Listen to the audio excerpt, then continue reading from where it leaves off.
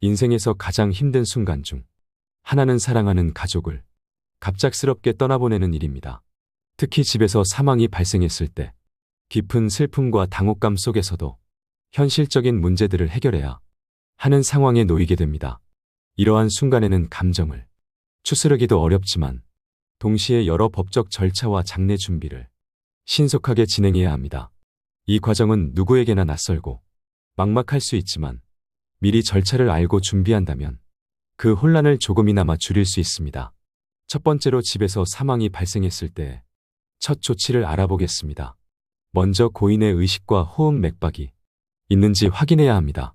만약 반응이 없다면 즉시 119에 연락하여 응급 의료 지원을 요청해야 합니다.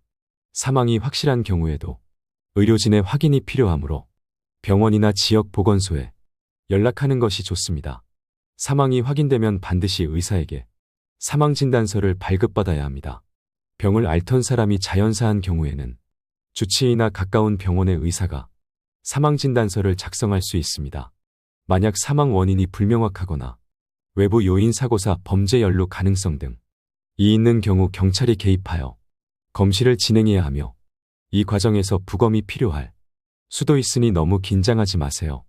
만약 자연사가 아닌 경우나 돌연사의 경우 경찰 112에 즉시 신고해야 합니다. 경찰은 사망 원인을 조사하고 필요할 경우 국립과학수사연구원 등을 통해 추가 검사를 진행할 수도 있습니다. 사망진단서가 발급되면 장례 절차를 준비해야 합니다. 가족이 직접 장례 절차를 준비할 수도 있고 장례식장을 통해 전문적인 도움을 받을 수도 있습니다. 가족이 직접 장례 절차를 준비할 경우 장례식 장소 선정, 장의차 및 빈소 준비, 장례 용품관, 수의 등 구입, 음식 및 조문객 응대 등을 모두 직접 진행해야 합니다.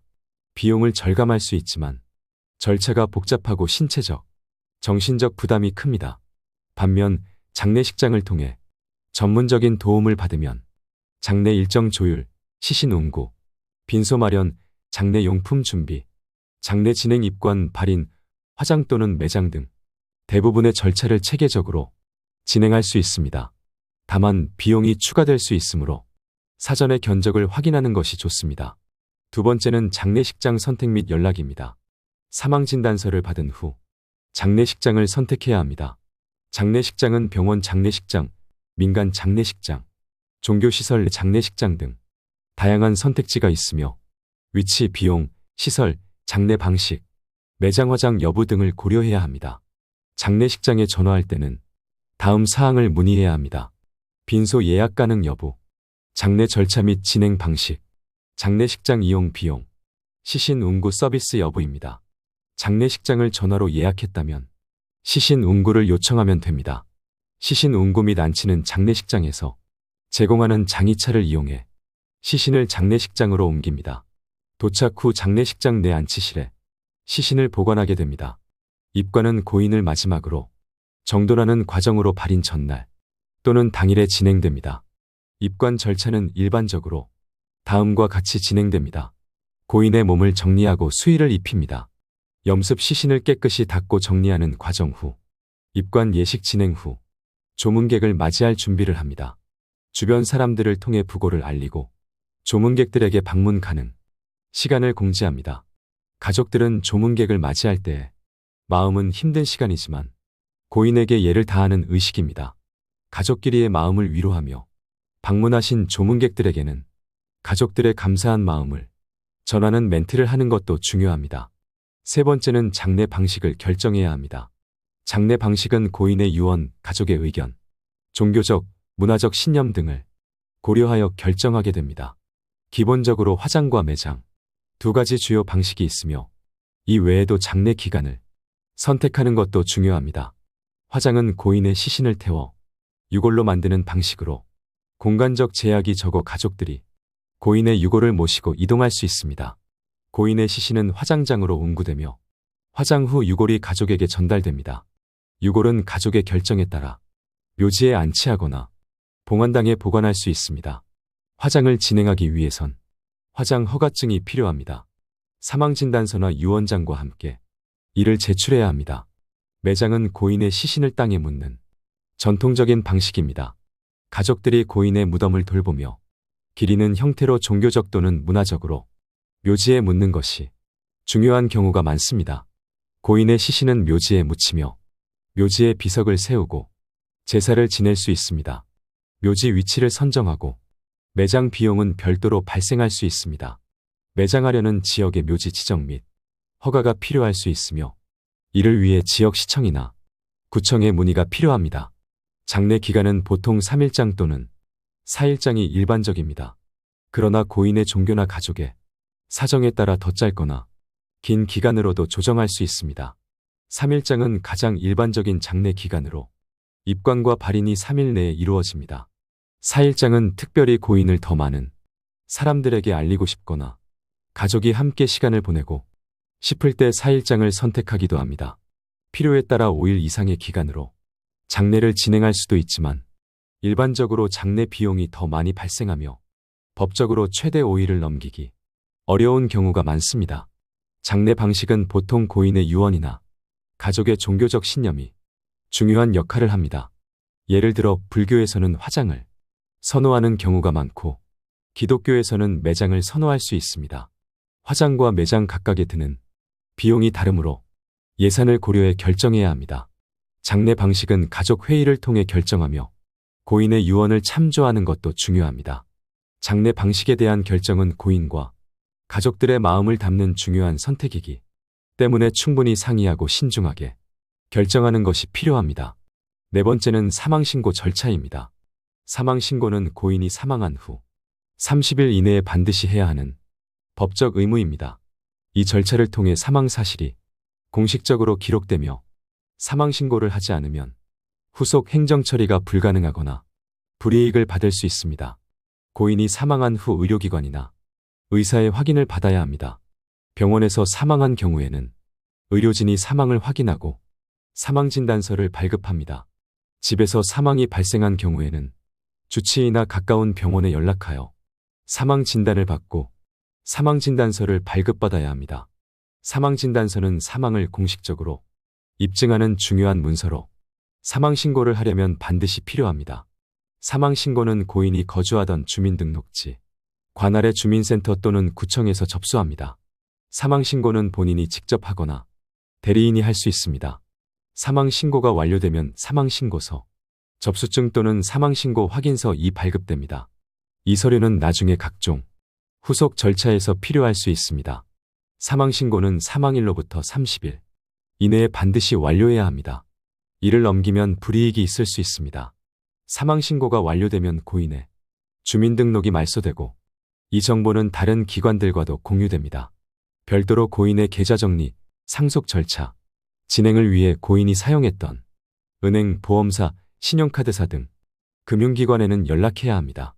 주민센터의 사망재 재산 조회를 이용해 고인의 금융 목록을 한 번에 확인할 수 있습니다. 만약 고인이 외국에서 사망한 경우에는 주한 대사관이나 영사관을 통해 사망신고를 해야 하며 이를 통해 사망 사실을 대한민국 정부에 보고하고 관련 서류를 제출해야 합니다. 다섯 번째는 재산, 상속 절차입니다. 고인의 재산 정리 및 상속 절차는 장례 후 중요한 과정으로 고인의 재산을 상속인에게 법적으로 이전하는 과정입니다. 이 절차는 법적 규정에 따라 진행되며 일정한 시간 내에 필요한 서류를 준비하고 신고해야 합니다. 아래의 고인의 재산 정리 및 상속 절차에 대한 단계별 설명을 드리겠습니다. 상속인들은 고인의 재산을 법적으로 물려받을 자격이 있는 사람들입니다. 상속은 고인의 유언에 의해서도 진행될 수 있지만 특별한 유언이 없으면 법정 상속이 이루어집니다. 기본적으로 상속인은 배우자와 자녀가 가장 우선순위에 있습니다. 그 외에도 부모, 형제자매 등도 상속인이 될 수 있습니다. 배우자와 자녀는 50%씩 상속을 받습니다. 상속의 재산 목록으로는 현금, 부동산, 차량, 보험금, 연금 등이 있으며 고인이 남긴 부채나 대출 등도 정리해야 합니다. 보험금의 경우 보험사에 신고하고 사망진단서와 보험증서 등 필요한 서류를 제출합니다. 수익자가 지정된 경우 해당 수익자가 보험금을 받습니다. 수익자가 없을 경우 상속인이 보험금을 상속받게 됩니다. 고인의 재산이 일정 금액을 초과하면 상속세를 신고해야 합니다. 상속세는 고인의 재산을 상속받는 사람이 일정 비율로 납부해야 하는 세금입니다. 상속세 신고는 사망일로부터 6개월 이내에 해야 합니다. 신고할 때 상속재산 목록을 토대로 상속세를 계산하여 신고해야 합니다. 상속 후 고인이 남긴 재산에 대한 세금 신고와 납부는 중요한 절차입니다. 상속세 외에도 부동산 보유세, 차량세 등 다양한 세금, 문제가 발생할 수 있습니다. 상속을 받은 재산을 관리할 때는 상속인이 각자의 몫을 관리하고 필요한 경우 관리자를 지정해 관리할 수 있습니다. 상속 절차는 시간이 걸릴 수 있으며 상속인 간의 협의가 원활히 이루어지지 않으면 법적 분쟁이 발생할 수 있습니다. 상속세 신고 및 기타 세금에 대한 절차는 세무사나 변호사와 상담하는 것이 좋습니다. 고인의 재산을 정리하고 상속 절차를 진행하는 것은 복잡하고 법적인 과정이 많이 포함됩니다. 따라서 신속하게 절차를 진행하고 필요한 서류를 준비하여 법적으로 문제가 발생하지 않도록 해야 합니다. 6번째는 유가족의 마음 치료입니다. 사랑하는 사람을 잃는 것은 큰 심리적 충격과 슬픔을 안겨줍니다. 유가족들은 상실감, 슬픔, 혼란, 심지어 죄책감이나 분노를 경험할 수 있습니다. 이런 감정들은 시간이 지나면서 조금씩 회복되지만 그 과정은 개인마다 다를 수 있습니다. 유가족의 심리적 회복을 돕기 위해서는 감정을 억누르기보다는 충분히 표현할 수 있도록 돕고 주변의 지원이 중요합니다. 슬픔이나 고통을 억제하지 말고 울거나 말하는 등의 감정 표현을 자연스럽게 할 수 있도록 격려해 주세요. 감정을 억누르면 심리적 고통이 더욱 커질 수 있습니다. 가족, 친구 혹은 전문가에게 도움을 요청하는 것이 중요합니다. 고통을 혼자 감당하려 하기보다는 주변 사람들과 함께 슬픔을 나누는 것이 회복에 큰 도움이 됩니다. 슬픔에서 완전히 회복하는 데는 시간이 필요합니다. 일정 기간 동안 감정적으로 힘든 시간을 보내더라도 그것이 정상적인 회복 과정임을 이해하고 기다려주세요.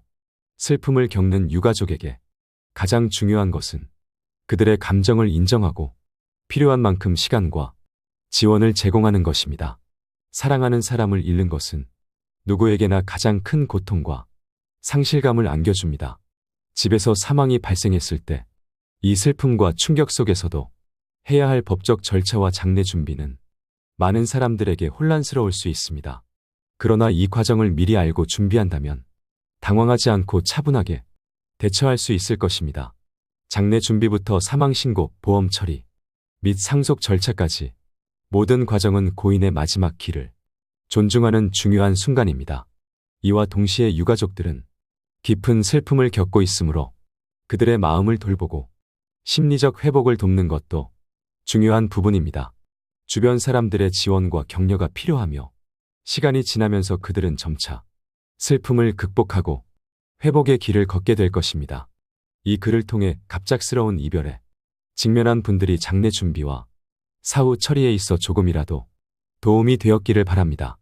힘든 시간을 지나며 고인을 떠나보내는 마지막 예를 다하는 것이 중요하며 그 과정에서 얻은 정보와 지식은 유가족에게 큰 힘이 될 것입니다. 어렵고 슬픈 시간을 겪는 분들에게 이 글이 작은 위안이 되었기를 바랍니다.